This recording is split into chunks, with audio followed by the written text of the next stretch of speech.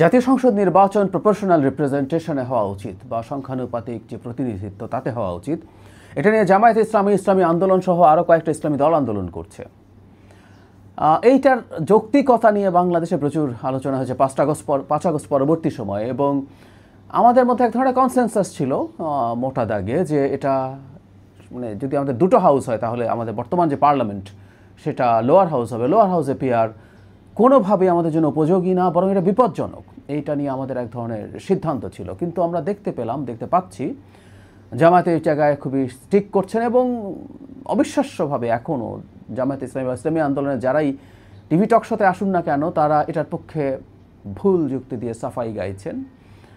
সেই কারণে আমি মনে করি যে এটা নিয়ে একটু কথা বলা দরকার। ইনফ্যাক্ট কথা আর নতুন করে বলছি না, ওখানে যেহেতু ডিবেট করতে হয় তাই ভাবলাম আবারও আমার একটা পুরনো ভিডিও, এটা আমি বেশ 2 মাসের বেশি সময় আগে করেছি, কারণ তখনই এটা নিয়ে তারা খুব জোরে সোরে মাঠে নামেন। তো সেই ভিডিওটা আমি আজকে আবার আপলোড করছি, এখানে জুড়ে দিচ্ছি। যারা আগে দেখেছেন, যারা দেখেননি তাদের জন্য। দাবি নেওয়া না হলে নির্বাচনের আগে আন্দোলনে নামবে এমন একটা ঘোষণা দিয়েছিলেন জনাব তাহের। তার প্রাথমিক প্রতিক্রিয়া যখন জানান ফেব্রুয়ারিতে নির্বাচন নিয়ে প্রধান উপদেষ্টা যখন ঘোষণা দেন তখন। এখন আরেকটা, ইনফ্যাক্ট সেদিন তারা বলেছিলেন বিচার সংস্কার এগুলোর কথা, এখন আরও স্পষ্টভাবে জানালেন যে সংসদ নির্বাচন যদি সংখ্যানুপাতিক নির্বাচন বা প্রপোর্শনাল রিপ্রেজেন্টেশন না হয় লোয়ার হাউসেই, তাহলে তারা আন্দোলনে নামবেন সেটাকে নিশ্চিত করার জন্য।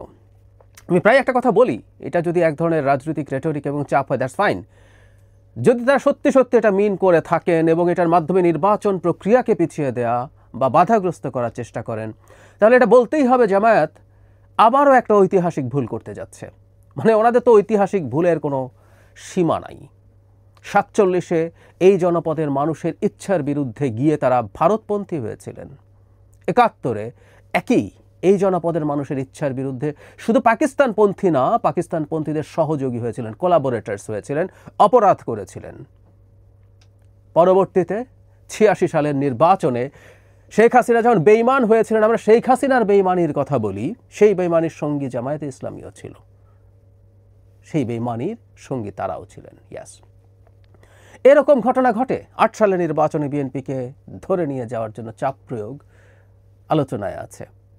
ফলে আবার একটা পরিস্থিতি কি তৈরি হলো, জামায়াত একটা ঐতিহাসিক ভুল করতে যাচ্ছে। তাদের এই ভুল এবং ভুল রাজনীতি করার টেন্ডেন্সি সবসময়, এবং মোটা দাগে ক্ষমতাসীনদের সাথে থাকা। 71-এর কথা যদি বলি, 86 বলি, একই ধরনের টেন্ডেন্সি আছে বলে আমি দেখতে পাচ্ছি। যাই হোক, যে কথাটা বলতে চাই এখন, প্রপোর্শনাল রিপ্রেজেন্টেশন লোয়ার হাউস নিয়ে কয়েকটা কথা। যেমন টু সাম এক্সটেন্ট এটা এখন পর্যন্ত একটা সেটেলড ইস্যু। হ্যাঁ, আমি এটা মানতে প্রস্তুত আছি, কোনো রাজনৈতিক ইস্যু আসলে সেটেলড না। এটা এখন সেটেলড হলেও পরে যেটা সেটেলড থাকবে বা পরে কোনো দিন আবার এটার প্রয়োজনীয়তা ফেল্ট হবে না, সেটা বলা যায় না, হতে পারে। কিন্তু প্রপোর্শনাল রিপ্রেজেন্টেশন নিয়ে যে আলাপ হয়েছে, এটা মূলত উচ্চ কক্ষের প্রপোর্শনাল রিপ্রেজেন্টেশন নিয়ে আলাপ হয়েছে।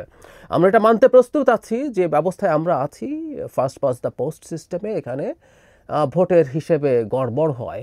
যথেষ্ট ভোট পেয়েও একটা দল কম সিট বা এমনকি কোনো সিটও না পেতে পারে, এটা সত্য, এটা আমরা মানি, এটা আমরা বুঝতে প্রস্তুত আছি। সেই কারণে আমরা বলেছিলাম একটা হাইব্রিড সিস্টেম, লোয়ার হাউসে এটা, আপার হাউসে ওটা, তাহলে দুটো জিনিস হবে, একটা চেকস অ্যান্ড ব্যালেন্সও হবে। কিন্তু লোয়ার হাউসে এটা হবে না, এই ধরনের একটা আন্ডারস্ট্যান্ডিং সবার মধ্যে কম বেশি আছে, কারণটা বোধগম্য। লোয়ার হাউসে যদি এটা হয় তাহলে আমরা একটা স্টেবল সরকার পাবো না।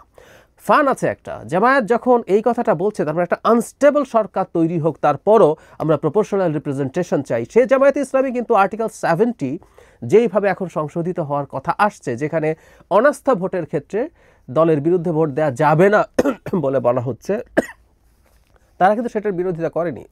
তার মানে আমরা মানছি 70 অনুচ্ছেদ আগের মতো না রেখেও যতটুকু পাল্টাচ্ছি, সেখানেও আমরা প্রধানত গুরুত্ব দিচ্ছি সরকারের স্থায়িত্বকে, স্থিতিশীলতাকে। যদি তাই হয়ে থাকে, প্রপোর্শনাল রিপ্রেজেন্টেশনে একটা সরকার কি টিকবে, তৈরি হতে পারে। আমরা অনেক কথা বলেছি, আজকে অল্প একটু বলি। একটা দল 40% ভোট পেল, বাংলাদেশের বিচারে 200 সিটও তারা পেয়ে যেতে পারে, সেটাই বা 70-80 তো পাবেই। তো যদি তা হয়ে থাকে, প্রপোর্শনাল রিপ্রেজেন্টেশনে সে 120টা সিট পায়, তার আরও 31টা সিট লাগবে সরকার তৈরি করার জন্য, এবং সেটা নিয়েই নানান ধানাই পানাই হবে। আমাকে যদি এটা দাও, এই মন্ত্রী দাও, ওটা দাও, সেটা দাও, তাহলে আমি সমর্থন দেব। অথবা হতে পারে নানান রকম ধান্দা, এটা কাজ দিতে হবে, ওটা কাজ দিতে হবে। ইনফ্যাক্ট এটা আপার হাউসে প্রপোর্শনাল রিপ্রেজেন্টেশন হলেও যে হবে না তা না, কিন্তু যেহেতু সরকারের স্থিতিশীলতার প্রশ্ন করছে এবং আপার হাউসে কিছু এত লোয়ার হাউসের মতো এত বেশি সক্ষমতা তার থাকবে না, সুতরাং সরকারের মোটা দাগে কাজ হ্যাম্পার্ড হবে না। ওখানে কিন্তু একই ধান্দা হতে পারে আপার হাউসে যদি হয়।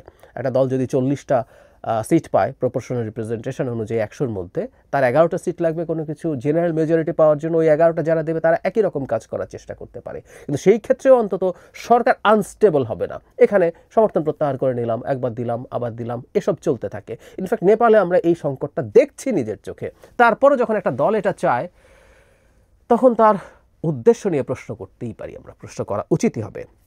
যদি আমি এটা মানতে প্রস্তুত আছি, প্রপোর্শনাল রিপ্রেজেন্টেশন হলে জামায়াতের সিটের সংখ্যা বাড়বে, এটা ভুল না। এতে জামাত তার নিজস্ব গোষ্ঠী স্বার্থ দেখছে রাষ্ট্রীয় স্বার্থ দেখার চাইতে, এটা হতে পারে। জামাতে যদি তর্কের খাতিরে, জামায়াত অবশ্য অনেক বেশি ভোট পাবে বলে মনে করেন, যে আমরা তর্কের খাতিরে ধরে নেই 10%ও তাদের ভোট হয়, তারা 30টা সিট পেয়ে যাবে প্রপোর্শনাল রিপ্রেজেন্টেশন হলে। কিন্তু এমনি তাদের সিট 15টা আশপাশে থাকবে বলে আমার ধারণা। আমি ভুল হতে পারি, কিন্তু আমার ধারণা। বা জামায়াত সম্ভবত তারা বোঝে বলেই তারা আসলে প্রপোর্শনাল রিপ্রেজেন্টেশন চায়, কারণ তারা মনে করতে বা নিশ্চিতভাবে বুঝতে পারছে, তাদের নিশ্চয়ই কোনো সার্ভে আছে, যে প্রপোর্শনাল রিপ্রেজেন্টেশন যদি না হয় তাহলে তাদের সিট আসলে ভালো হবে না, প্রপোর্শনাল রিপ্রেজেন্টেশনেই বেশি হবে। কিন্তু জামায়াত এই কাজটা করছে। এখন এই শুরুতে যে কথাটা বলছিলাম, যে এটা এক ধরনের পলিটিক্যাল চাপ যদি হয়ে থাকে, দ্যাটস ফাইন, যে ঠিক আছে আমি বিএনপির কাছ থেকে কিছু সুবিধা চাই। কী সুবিধা চাই আমি আগে একটা ভিডিওতে বলেছি 2 দিন আগেই। অথবা আমি দুটোতেই চাপ দিলাম বিএনপি যাতে অন্তত আপার হাউসটা মেনে নেয়। এই ধরনের কোনো কৌশলের অংশ হলে ইজ নট ব্যাড, চলতে পারে। রাজনৈতিক কৌশল এগুলোকে আমি খুব খারাপ চোখে দেখি না, এই রেটরিকগুলো, বা একটু মাঝে মাঝে 2-1টা সমাবেশ করা, মিছিল করা।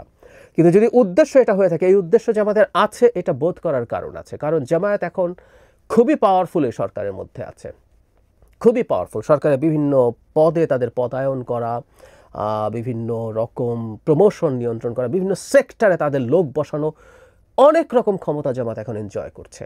এখন সমস্যা হচ্ছে যদি একটা নির্বাচন হয়, সেই নির্বাচন হওয়ার সাথে সাথে পপুলার যে পারসেপশন বিএনপি সেই সরকার গঠন করবে, এবং গঠন করার সাথে সাথে একচ্ছত্র বিএনপির প্রভাব তৈরি হবে। প্রভাবকে আমি খারাপ অর্থে বলছি না, একটা তার মতো করে প্রশাসন বা সব জায়গায় সাজাবে, এমনকি সে ভালো কাজ করতে চাইলেও। শুধু যে খারাপ কাজ করার জন্য দলীয়করণ করা হয়, নট নেসেসারিলি, ভালো কাজ করার ইচ্ছে থাকলেও করতে হবে। ফলে জামায়াতের যে মারাত্মক প্রভাব এখন সরকারে আছে, ইতিহাসে জামায়াত বাংলাদেশে কোনোদিন এই পরিমাণ প্রভাব পায় নাই।